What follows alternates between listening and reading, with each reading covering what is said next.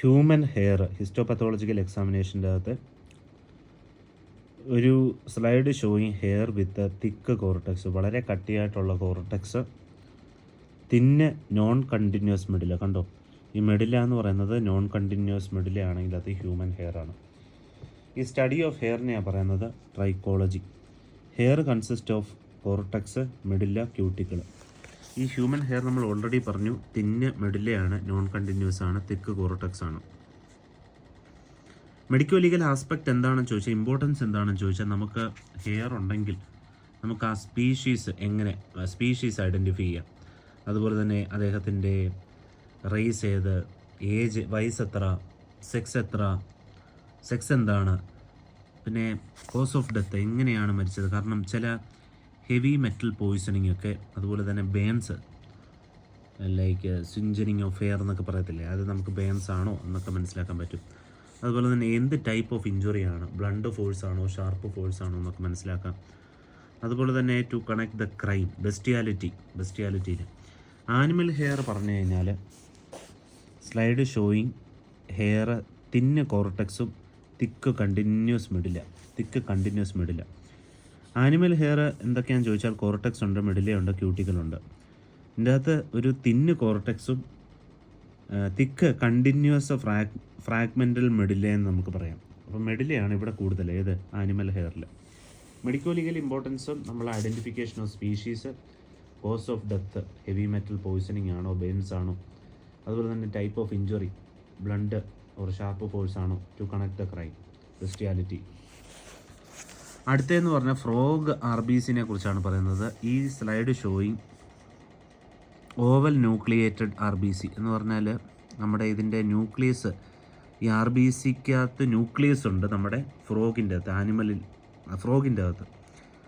All ആംഫിയൻ and amphibians have oval, ഒരു മുട്ടയുടെ ആകൃതിയിലുള്ള ന്യൂക്ലിയസ് ഉണ്ട്. ബൈക്കോൺവെക്സ് റെഡ് സെൽസ് ഉണ്ട്. എല്ലാ മാമൽസ് എക്സെപ്റ്റ് നമ്മുടെ ഈ ഒട്ടകത്തിന്, ക്യാമൽസിന് have circular biconcave non nucleated red blood cells ആണ്. മെഡിക്കോ ലീഗൽ ഇമ്പോർട്ടൻസ് എന്താണെന്ന് ചോദിച്ചാൽ, നമുക്ക് ഹ്യൂമൻ ബ്ലഡ് ആണോ, from avian and amphibian blood stains നമുക്ക് ഇന്ന് ക്രൈം സീൻ കണ്ടുപിടിക്കാൻ പറ്റും. അതുപോലെ തന്നെ identification of blood in relation to killing of endangered species. അടുത്തതൊരു റെസ്പേർഡ് ലങ്.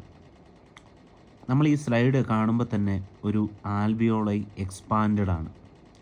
ഒന്ന് നോക്കിക്കഴിഞ്ഞാൽ നമ്മുടെ ഈ സ്ക്വാമസ് ലൈനിങ് എപ്പിത്തീലിയം വളരെയേറെ ഫ്ലാറ്റൻഡ് ആണ്.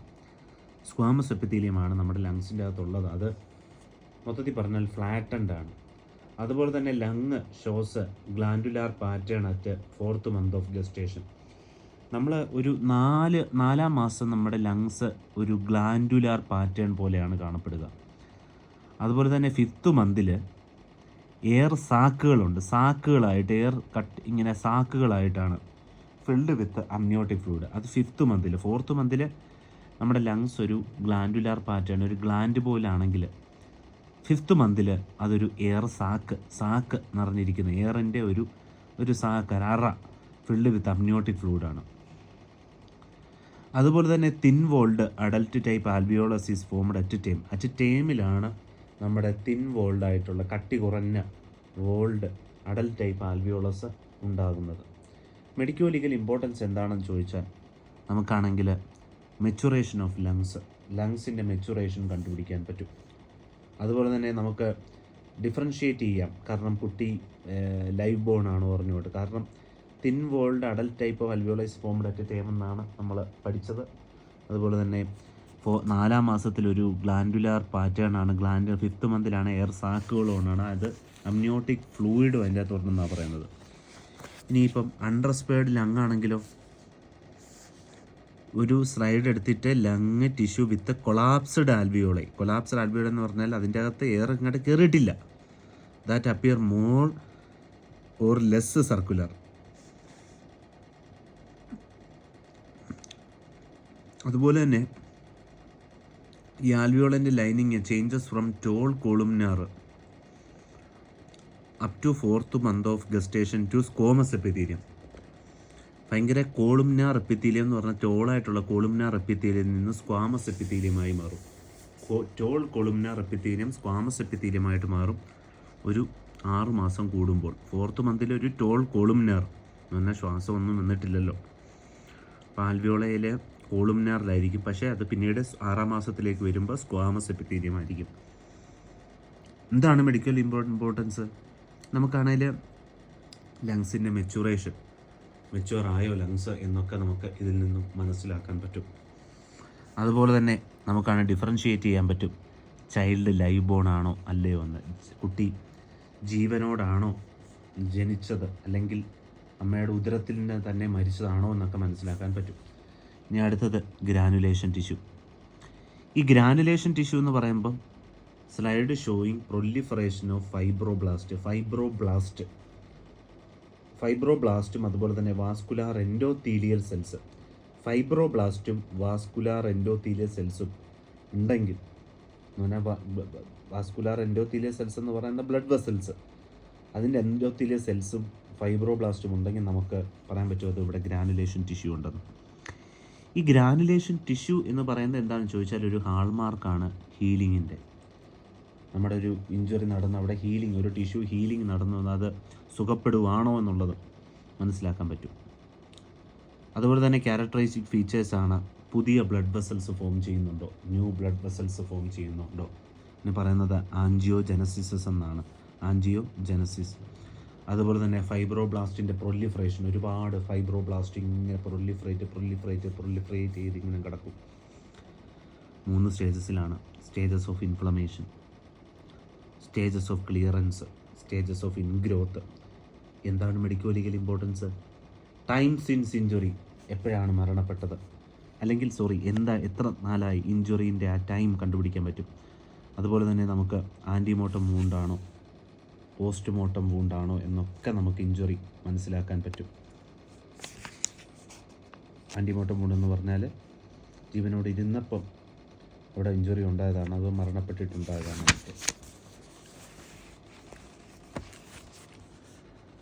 അടുത്തത് ടക്കയാമ എന്ന് പറയുമ്പം അവിടെ ബ്ലഡിൻ്റെ ഒരു ടെസ്റ്റാണ് നമുക്കറിയാം.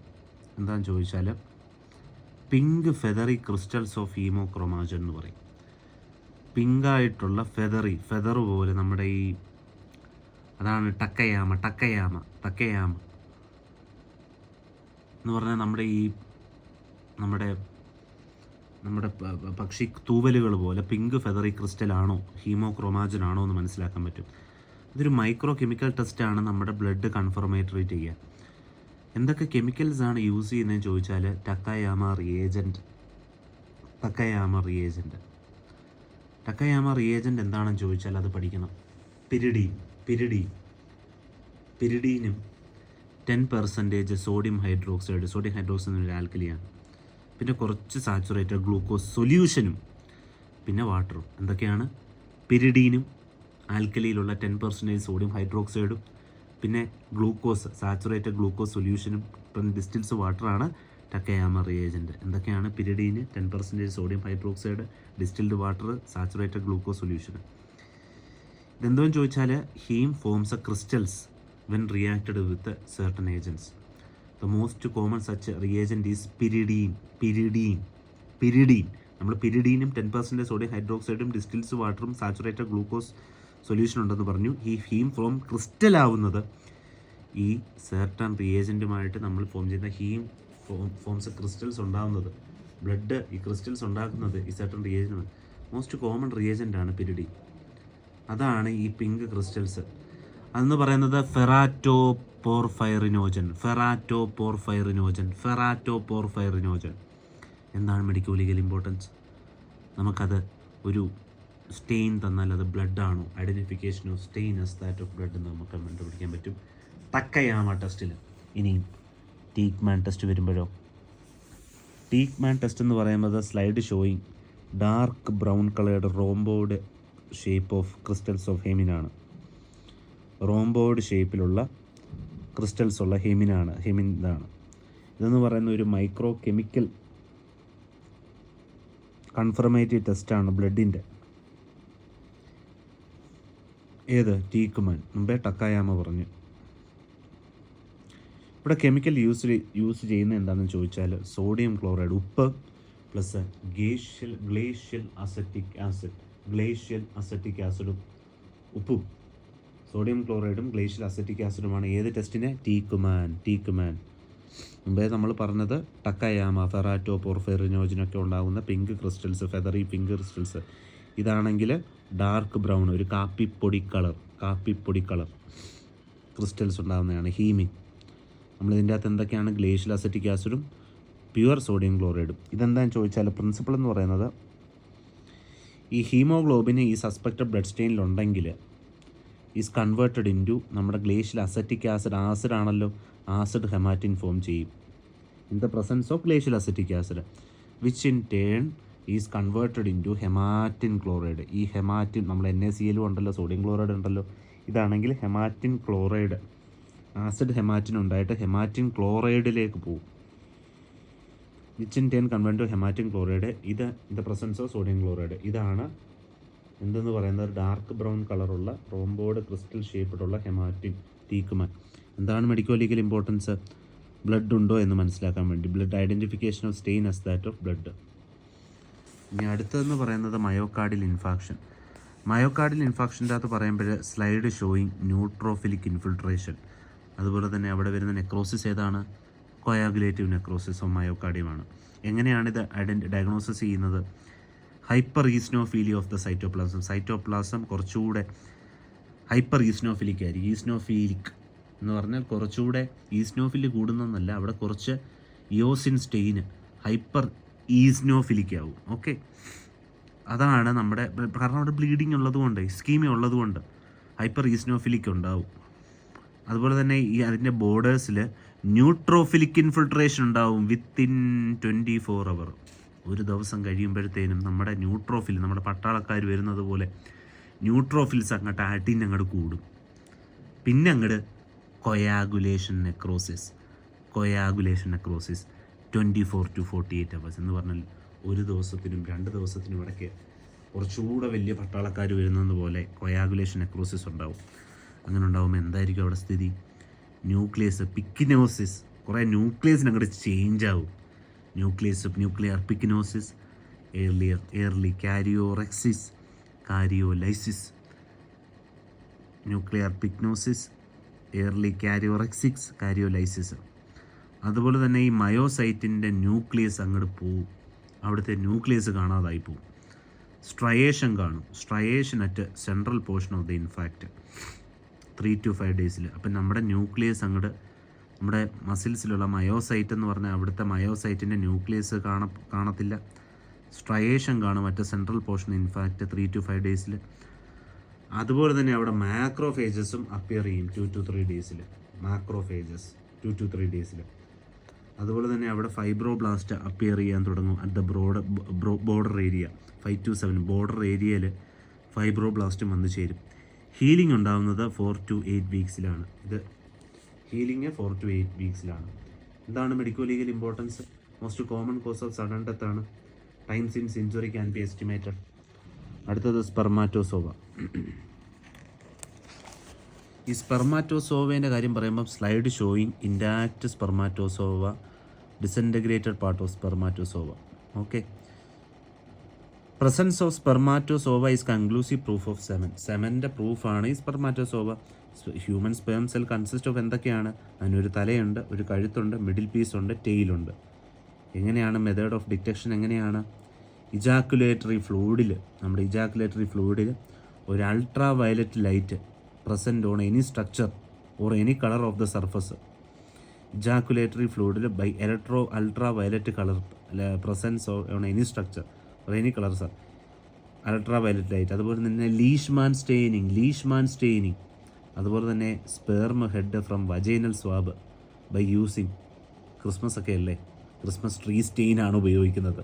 That is Kernechtrot picro indigo carmine staining. Kernechtrot picro indigo carmine staining, Christmas tree. Medico legal importance എന്താണ്? പ്രസൻസ് ഓഫ് സെമൻ ഉണ്ടാകുന്നത്. അടുത്തത് ഇലക്ട്രിക്കൽ ബേൺ. ഇലക്ട്രിക്കൽ ബേണിൻ്റെ കാര്യം പറയുന്നത് sections of skin showing vertical elongation, ഒരു പാലിസേഡിങ് പാറ്റേൺ അറേഞ്ച്മെൻ്റ് ആണ് കെരാറ്റിനോസൈറ്റിന്. Vacuoles ഉണ്ടാവും at places of suggestive electrical entry വൂണ്ടിൽ. എന്തൊക്കെയാണ് ഹിസ്റ്റോപത്തോളജിക്കൽ ഫീച്ചേഴ്സ് ഇലക്ട്രോക്യൂഷൻ എൻട്രി വൂണ്ടിൽ? ഒരു വെർട്ടിക്കൽ എലോങ്ങേഷനാണ് ഓഫ് എപ്പിഡെർമൽ എപ്പിഡെർമൽ കെരാറ്റിനോസൈറ്റ്. അതുപോലെ തന്നെ nuclear streaming, most characteristic microscopic change. അതുപോലെ തന്നെ homogenisation of dermal collagen with refractive eosinophilic appearance. ഡെർമിസും എപ്പിഡെർമിസുമായിട്ടുള്ള സെപ്പറേഷൻ ഉണ്ടാവും. കൊയാഗുലേറ്റീവ് നെക്രോസിസുമായിട്ടും അവിടെ ഉണ്ടാവുന്നത്. പിന്നെ deposition of conductor metal on the skin, metallisation. നമ്മുടെ ആ സ്കിന്നിൻ്റെ അവിടെ നമ്മുടെ ഇലക്ട്രിക് ബേൺ ആണല്ലോ, അവിടെ എന്തായാലും അപ്പോൾ അവിടെ ഉരുകുമല്ലോ നമ്മുടെ മെറ്റൽ, അവിടെ സ്കിന്നിന് മെറ്റലൈസേഷൻ ഉണ്ടാവും. എന്തൊക്കെയാണ്? എപ്പിഡെർമൽ കെരാറ്റിനോസൈറ്റ് എലോങ്ങേറ്റഡ് ആവും, ന്യൂക്ലിയർ സ്റ്റീമിംഗ് ഉണ്ടാവും, പിന്നെ ഡെർമോ എപ്പിഡെർമൽ സെപ്പറേഷൻ ഉണ്ടാവും, homogenisation of dermal collagen with refracted eosinophilic appearance. Medical legal importance of it can be evidence of the cause of the death. Thank U.